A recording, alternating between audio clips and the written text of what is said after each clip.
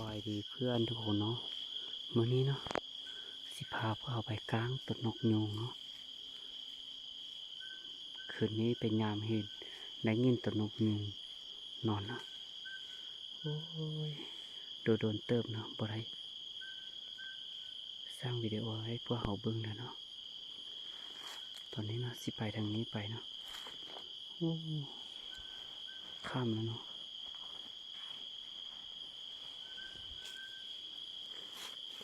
ไปเนาะชอบไปนำกันเมื่อกี้ได้ยิน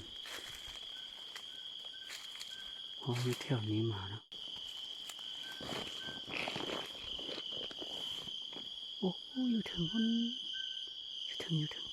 เดี๋ยวมาเบิ่งเนาะ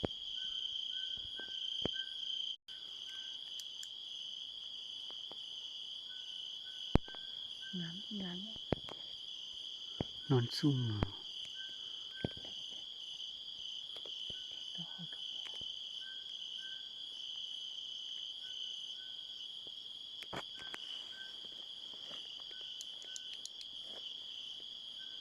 มันสิไปเลยดิ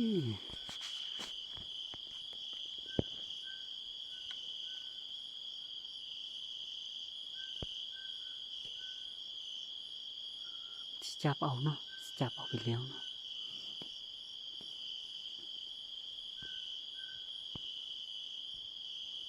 ตัวใหญ่ๆงามๆเนาะนี่งามๆเนาะสุดยอดเลยสิพากันไปจับเอาเนาะเขาใส่เสื้อไปมัดมันโอ้มันยังบ่อยากเห็นแจ้งเนาะเห็นมันจะแจ้งบันไดเนาะเบิ่งเด้อติดตามเบิ่งนำกันเนาะสิได้แนวใดเนาะเพื่อนทุกคนเนาะโอ้ยบินไปแล้วเสียดายวันนี้เนาะเขาไปกลางต้นไม้เนาะนี่นอนอยู่ที่ต้นไม้เนาะนกยุงเด้องามๆเนาะสุดยอดเลยงามๆเนาะ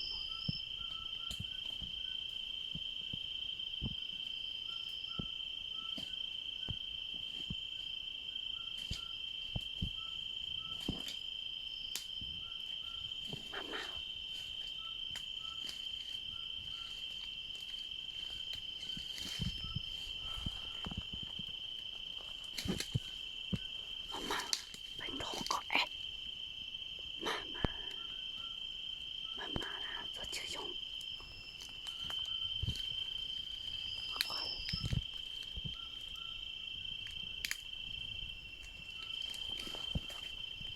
งามๆโอ้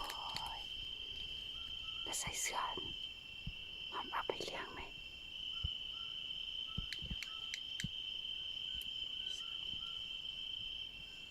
เบิ่งโอ้งามๆต้นนกยุง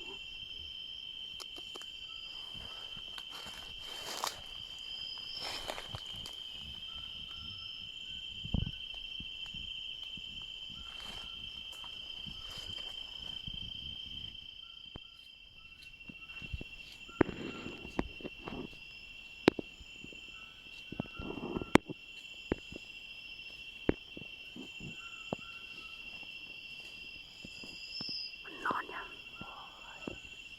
เบิ่งนะเขาสิจับมันนะเขาสิจับมันเอาไปเลี้ยงมันว้าเอาไปเบิ่งเอาไปไว้ซุ่มนะสุดยอดเลย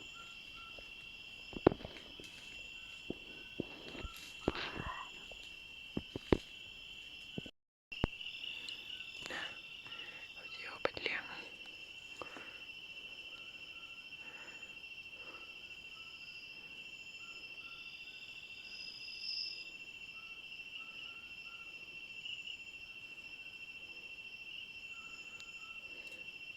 นั่นนะพี่น้อง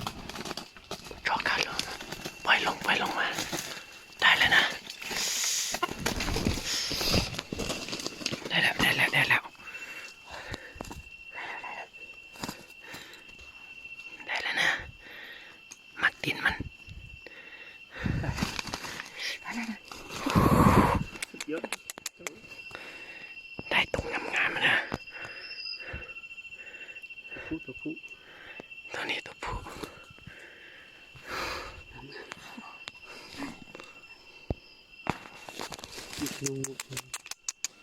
เยอะเลยตะพูเนี่ย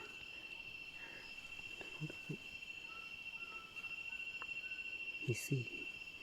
อันเนาะตาละแบบนี้ยาว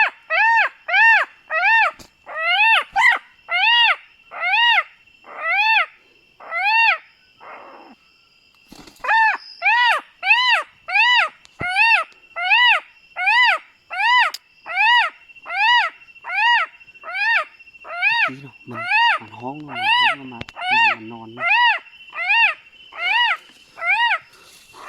ตอนจะข้ามมันห้องแล้วมันเบิ้งว่ามันนอนอยู่บนไดนะข้ามมันจึงมากลาง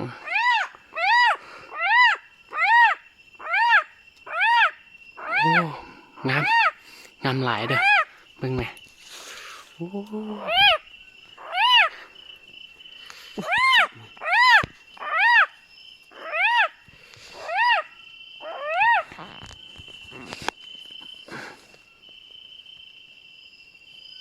จับไปเชื่อทำอีกนะมันไม่ได้จับเชื่อเลยทีนี้เธอทำอีกเนาะมัดไว้ดีๆก่อน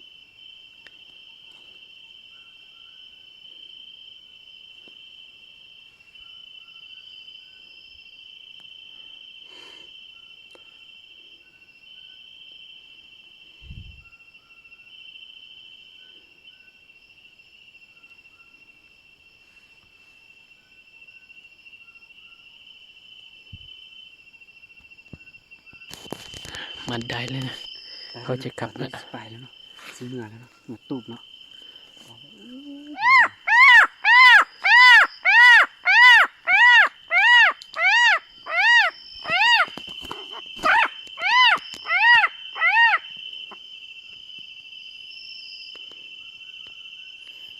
เมื่อตู้ไป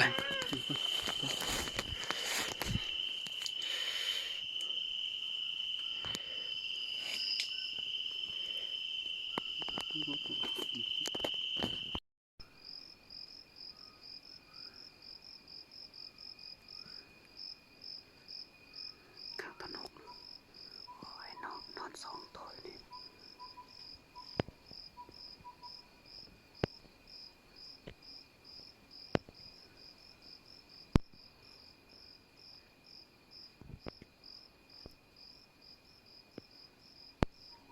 สองตัวนอนน้ำเดียวนี่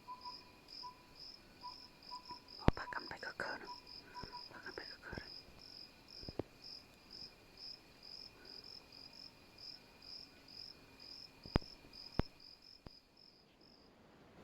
คืนนี้เนาะก็มาฟ้าตัวนกนอนโอ้ยตัวนกเนาะงามๆนอนตัวเดียวเนาะสิจับเนาะสิจับเอาไปเลี้ยง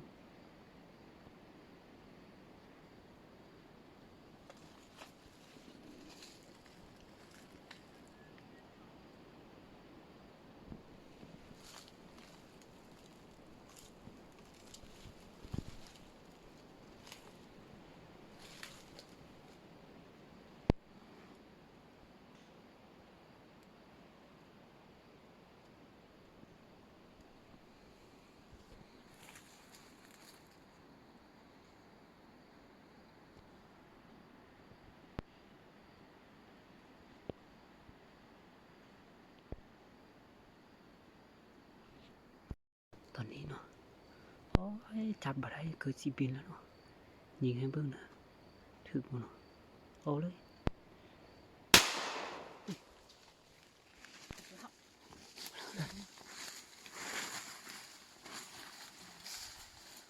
ถึกแล้วโอ้หมุนเลยพี่หมุนหมดเลยพี่โอ้หมุนเลยจอย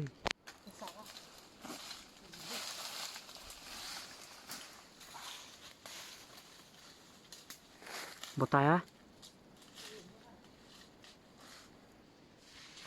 ยิงอยู่ถึงเนาะโอ้ยิงถึงเนาะไม้นี่ตกมาเท่านี้โอ้สองหินนะโอ้มันย่างไปใส่แล้วโอ้มันบ่ตายเสยวะ